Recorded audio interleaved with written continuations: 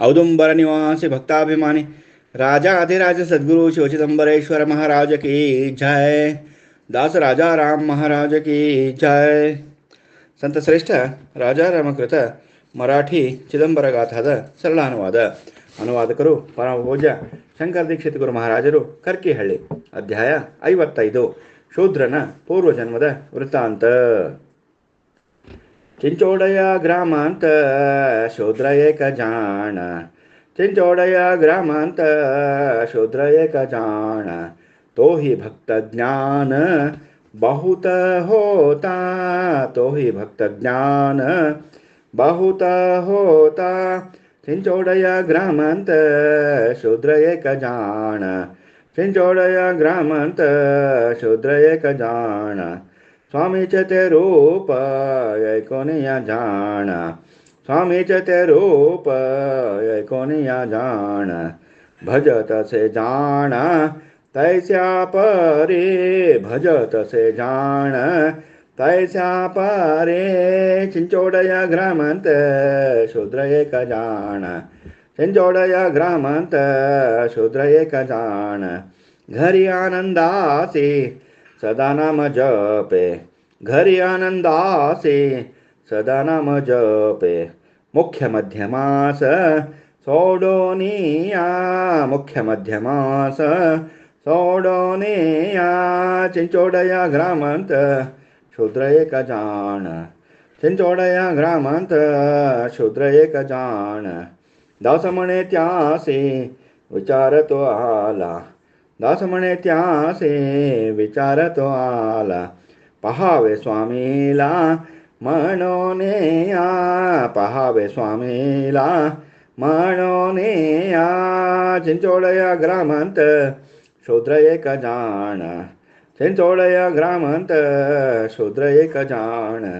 तो ही भक्त ज्ञान बहुत होता. तो ही भक्त ज्ञान बहुत होता. चिंचोडय ग्रामांत शूद्र एक जाण. चिंचोडय ग्रामांत शूद्र एक जाण. ಚಿಂಚೋಡಯ ಗ್ರಾಮಾಂತ ಶೂದ್ರ ಏಕ ಜಾಣ. ಚಿಂಚೋಡಿ ಎಂಬ ಗ್ರಾಮದಲ್ಲಿ ಮಲ್ಲಪ್ಪ ಎಂಬ ಹೆಸರಿನ ಶೂದ್ರನು ವಾಸವಾಗಿದ್ದನು. ಬಹಳ ಭಾವಿಕನಾಗಿದ್ದನು. ಜನರ ಮುಖದಿಂದ ಚಿದಂಬರ ಮಹಾಸ್ವಾಮಿಗಳವರ ಕೀರ್ತಿಯನ್ನು ಕೇಳಿ ತಿಳಿದುಕೊಂಡಿದ್ದನು. ಅವರ ರೂಪವನ್ನು ತನ್ನ ಹೃದಯದಲ್ಲಿ ಸ್ಥಾಪಿಸಿಕೊಂಡು ಪೂಜೆ ಮಾಡುತ್ತಿದ್ದನು. ಆನಂದದಿಂದ ಸ್ವಾಮಿಯ ಜಪ ಮಾಡುತ್ತಾ ಮನೆ ಕೆಲಸಗಳನ್ನು ಮಾಡುತ್ತಿದ್ದನು. ಆನಂದದಿಂದ ಸುಖವಾಗಿಯೂ ಇದ್ದನು. ಮೊದಲು ಮದ್ಯ ಸೇವನೆ, ನಶೆ ಸೇವನೆ ಮಾಡುತ್ತಿದ್ದನು. ಆದರೆ ಚಿದಂಬರ ನಾಮಜಪ ಮಾಡತೊಡಗಿದಂದಿನಿಂದ ಇವುಗಳನ್ನು ಬಿಟ್ಟುಬಿಟ್ಟಿದ್ದನು.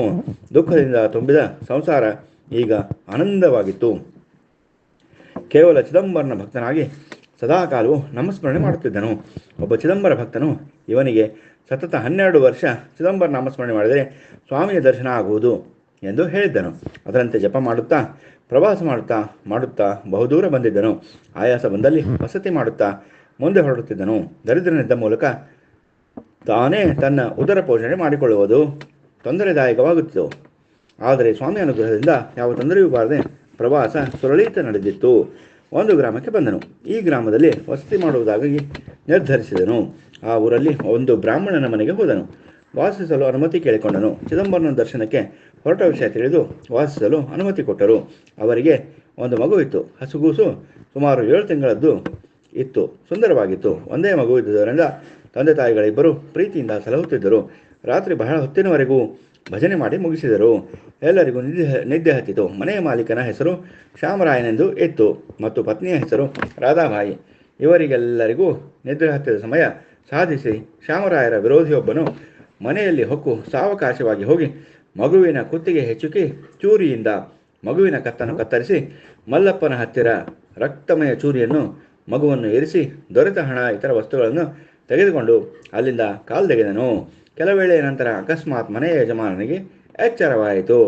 ಮಗನ ಸ್ಥಿತಿಯನ್ನು ನೋಡಿ ಬಹಳ ದುಃಖಿಸಿದನು. ಇತರ ವಸ್ತುಗಳನ್ನು ಸಹ ದೋಚಿದುದು ಸಹ ದುಃಖಕ್ಕೆ ಕಾರಣವಾಗಿತ್ತು. ಕೂಸು ಮಲ್ಲಪ್ಪನ ಹತ್ತಿರ ಇದ್ದುದರಿಂದ ಈ ಕಾರ್ಯವೆಲ್ಲ ಮನೆಯಲ್ಲಿ ಮಲಗಿದ ಮಲ್ಲಪ್ಪನದೇ ಆಗಿರಬೇಕೆಂದು ತರ್ಕಿಸಿದರು. ಮನೆ ಹಾಗೂ ನೆರೆಯವರು ಬಂದು ಸೇರಿದರು. ದುಃಖದಿಂದ ಮತ್ತು ಕೋಪದಿಂದ ಮಲ್ಲಪ್ಪನನ್ನು ಅವರ ಮನತೃಪ್ತಿಯಾಗುವವರೆಗೆ ಹೊಡೆದರು. ಸ್ವಾಮಿಯ ಭಕ್ತನೆಂದು ಮೋಸ ಮಾಡಿದ ಇವನಿಗೆ ದಯ ದೋರಬಾರದು ಎಂದು ಎಲ್ಲರೂ ಅಭಿಪ್ರಾಯ ಕೊಟ್ಟರು. ಬಹಳಷ್ಟು ನಿಂದಿಸಿದರು. ಹೊಡೆತದಿಂದ ಮಲ್ಲಪ್ಪ ಗಾಯಗೊಂಡನು. ಮನದಲ್ಲಿ ಚಿದಂಬರ, 12 ವರ್ಷ ನಿನ್ನ ನಾಮ ಜಪ ಮಾಡಿದ್ದರ ಫಲವೇ ಇದು. ಸ್ವಾಮಿ, ನಾನು ನಿರಪರಾಧಿ, ನಾನು ಯಾವುದನ್ನೂ ಮಾಡಿರುವುದಿಲ್ಲ. ಇದು ಹೇಗೆ ಸಂಭವಿಸಿ ನನಗೆ ಅಪವಾದ ಬಂದಿತು ಎಂದು ಚಿಂತೆಗೊಳಗಾದನು. ಸ್ವಾಮಿ, ನಿನಗೆ ಸರಿಕಂಡಂತೆ ಮಾಡು, ನಾನಂತೂ ನಿನ್ನನ್ನೇ ನಂಬಿರುವೆ ಎಂದು ಸ್ವಾಮಿಗೆ ಭಿನ್ನವಿಸಿಕೊಂಡನು. ಆದರೆ ನನ್ನ ಪ್ರಾಣ ಹೋದರೂ ನಿನ್ನ ಜಪ ಬಿಡುವುದಿಲ್ಲ. ಒಂದು ವೇಳೆ ನಾನು ಸತ್ತರೆ ಆ ಅಪವಾದವು ನಿನಗೆ ಇರುವುದು. ಇದಕ್ಕೂ ಬಿಡದೆ ಜನ ಸರ್ಕಾರಕ್ಕೆ ಮನವಿ ಮಾಡಿಕೊಂಡರು. ಅವರಿಂದ ಇವನ 2 ಕೈಗಳನ್ನು ಕತ್ತರಿಸಲು ಅನುಮತಿ ಪಡೆದುಕೊಂಡು ಕೈಗಳನ್ನು ಕತ್ತರಿಸಿದರು.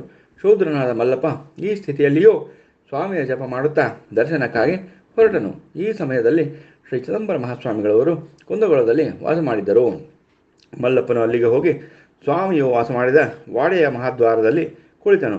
ಸ್ವಾಮಿ, ಪೂರ್ವಜನ್ಮದಲ್ಲಿ ನಾನು ಏನು ಅನ್ಯಾಯ ಮಾಡಿರುವೆನು ಎಂದು ಈ ಸಂಕಟಕ್ಕೆ ಗುರಿ ಮಾಡಿರುವಿ. ಸ್ವಾಮಿ, ನನ್ನನ್ನು ಕೈಬಿಡಬೇಡ. ಮಹಾ ಸಂಕಟವಾಗಿದೆ, ದೊಡ್ಡ ಅಪವಾದವೂ ಬಂದಿದೆ. ಪ್ರಾಣ ಹೋಗುವ ಸಮಯವೂ ತೀರಾ ಹತ್ತಿರ ಬಂದಂತಾಗಿದೆ. ರಕ್ಷಿಸು ರಕ್ಷಿಸು ಎಂದು ಮಹಾದ್ವಾರದಲ್ಲಿ ಅಂಗಲಾಚಿ ಸ್ವಾಮಿಯನ್ನು ಬೇಡಿ ರೋಧಿಸುತ್ತಿರುವ ಈತನ ಸ್ಥಿತಿಯನ್ನು ಕಂಡು ಶಿಷ್ಯರೊಬ್ಬರು ಬಂದು ಈತನ ಸ್ಥಿತಿಯನ್ನು ಸ್ವಾಮಿಗೆ ಅರಿಹಿದರು. ಈತನ ಸ್ಥಿತಿಯನ್ನು ತಿಳಿದು ಸ್ವಾಮಿ ಕಳವಳಗೊಂಡು ತಾವೇ ಸ್ವತಃ ಅವನನ್ನು ಕಾಣಲು ಹೊರಟರು.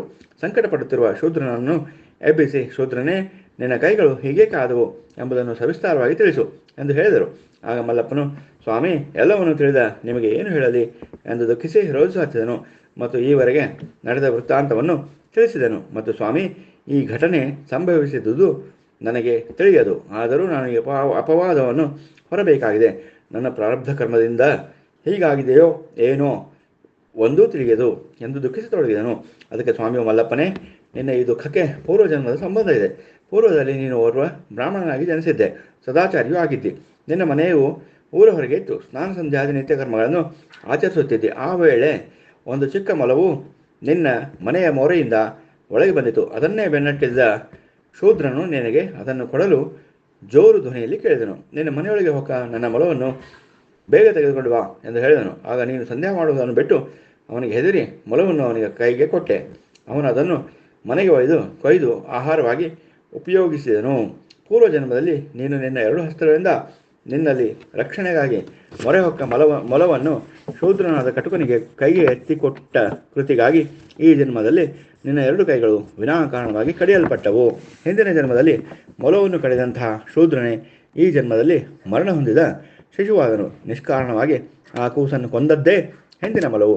ಆದರೆ ನೀನು ನಿನ್ನ ಕೈಗಳಿಂದ ಆ ಮೊಲವನ್ನು ಎತ್ತಿಕೊಟ್ಟು ಪಾಪ ಮಾಡಿದ್ದೆ. ಆದ್ದರಿಂದ ಈಗ ಅವುಗಳನ್ನು ಕತ್ತರಿಸಿಕೊಳ್ಳುವ ಪ್ರಸಂಗ ಬಂದಿದೆ. ಆ ಹತ್ತಿದ ಪಾಪಕ್ಕಾಗಿ ಈ ಜನ್ಮದಲ್ಲಿ ನಿನ್ನ 2 ಕೈಗಳನ್ನು ಕಳೆದುಕೊಂಡಿರುವೆ. ಪೂರ್ವ ಜನ್ಮದ ಫಲವಾಗಿ ನೀನು ಅನುಭವಿಸಬೇಕಾಗಿದೆ ಎಂದು ತಿಳಿಸಿ ಸ್ವಾಮಿಯು ಅವನನ್ನು ಕೃಪಾದೃಷ್ಟಿಯಿಂದ ನೋಡಿದರು. ಕೂಡಲೇ ಅವನ ಕೈಗಳು ಮೊದಲಿನಂತೆ ಆದವು. ನೋಡಿರಿ, ಈ ಕಾರ್ಯ ಜಗತ್ತಿನಲ್ಲಿ ಯಾವ ದೇವರಿಂದ ಯಾವ ದೇವತೆಯಿಂದ ಸಾಧ್ಯ. ಸ್ವಾಮಿ ಅನುಗ್ರಹದಿಂದ ನನ್ನ ಕೈಗಳು ಬಂದವು ಎಂದು ಸಂತೋಷದಿಂದ ಚಿದಂಬರ ಮಹಾರಾಜ ಕಿ ಜೈ ಎಂದು ಜಯಕಾರ ಮಾಡಿದನು. ಸ್ವಾಮಿರಾಯ, ನನಗೆ ಭಕ್ತಿಯನ್ನು ದಯಪಾಲಿಸು ಎಂದು ಸ್ವಾಮಿಯ ಪಾದಕ್ಕೆ ನಮಿಸಿದನು. ಸ್ವಾಮಿಯು ಆಶೀರ್ವದಿಸಿದನು. ಶೂದ್ರನು ಸ್ವಾಮಿಯ ಜಯಕಾರ ಮಾಡತೊಡಗಿದನು. ಕೆಲ ದಿನಗಳ ನಂತರ ಶೂದ್ರ ಜನ್ಮನಿಗೆ ಮುಕ್ತಿ ಹೊಂದಿದನು. ಮಾನವನು ಸತ್ಕರ್ಮವನ್ನು ಆಚರಿಸಿದರೆ ಅವಕ್ಕೆ ತಕ್ಕ ಫಲಗಳು ದೊರೆಯುವವು. ಸ್ವಾಮಿಯ ಪ್ರತ್ಯಕ್ಷ ದರ್ಶನವಾದರೂ ಪರಿಪಕ್ವ ಹೊಂದದ ಜೀವ ಸ್ವಾಮಿಯ ಆಶೀರ್ವಾದ ಹೊಂದಲು ಸಾಧ್ಯವಿಲ್ಲ. ಪರಿಪಕ್ವ ಆಗಿದ್ದರೂ ಸ್ವಾಮಿಯ ಆಶೀರ್ವಾದ ಬೇಕೇ ಬೇಕು. ಕಾರಣ, ಮನುಷ್ಯನ ಜನ್ಮಕ್ಕೆ ಬಂದ ಮೇಲೆ ಸ್ವಾಮಿಯ ಸೇವೆಯಲ್ಲಿ ದೃಢ ಮನಸ್ಸಿನಿಂದ ಸೇವೆ ಮಾಡಿ ನಾಮಸ್ಮರಣೆ ಸತತ ಮಾಡುತ್ತಾ ಅವನಿಂದ ಜ್ಞಾನ ಸಂಪಾದನೆ ಮಾಡಿಕೊಂಡು ಪಾಪರಹಿತನಾಗಿ ನಿಸ್ವಾರ್ಥನಾಗಿ ನಡೆಯುತ್ತಾ ಸ್ವಾಮಿಯಲ್ಲಿ ಲೀನವಾಗಲು ಪ್ರಯತ್ನಿಸಬೇಕು. ಸ್ವಾಮಿಯ ಸನ್ನಿಧಿಯಲ್ಲಿ ಇದ್ದರೂ ಸಹ ಭ್ರಮೆ ರಹಿತನಾಗಿರಬೇಕು. ಆಗಲೇ ಅವನಿಗೆ ಸದ್ಗತಿ ದೊರೆಯುವುದು. ಸ್ವಾಮಿ ಚಿದಂಬರನು ಸರ್ವೇಶ್ವರನಿದ್ದರೂ ಸಾಮಾನ್ಯ ಜನರು ಸ್ಪರ್ಶಮಣಿಯನ್ನು ಕಲ್ಲಿನಂದದಿ ತಿಳಿದು ಬಿಸುಟುವಂತೆ ಭ್ರಮಿತರಾಗುತ್ತಿದ್ದರು.